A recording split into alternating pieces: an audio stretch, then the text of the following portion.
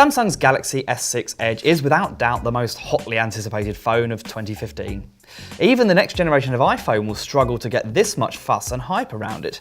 There's a reason for that though. The S6 Edge is a new way of designing Samsung phones, and it's new for the whole mobile industry.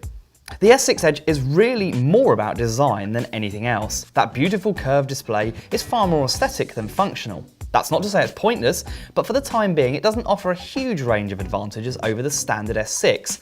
But what it can do is give you fast access to your contacts as well as flashing a colour when one of your favourites calls.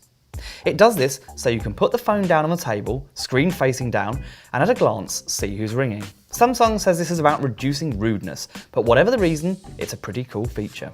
When you compare the S6 Edge to the Galaxy Note Edge, there's a very definite difference.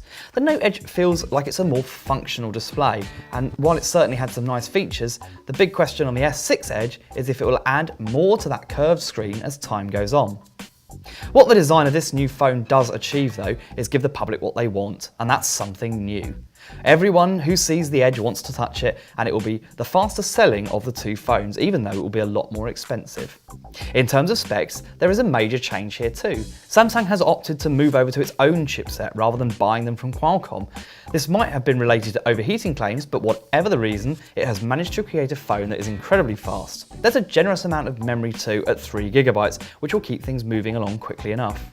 Storage and the battery are both sealed in, so you won't be able to add more space or change the battery as it ages.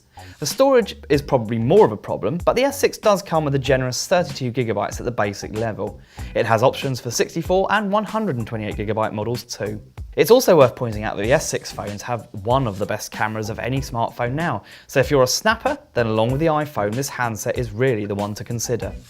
Samsung has also managed to support both major wireless charging standards on this phone too, so you should be able to put it in almost any charging mat and have it charge, even Starbucks, while everyone else is messing around with that silly add-on ring.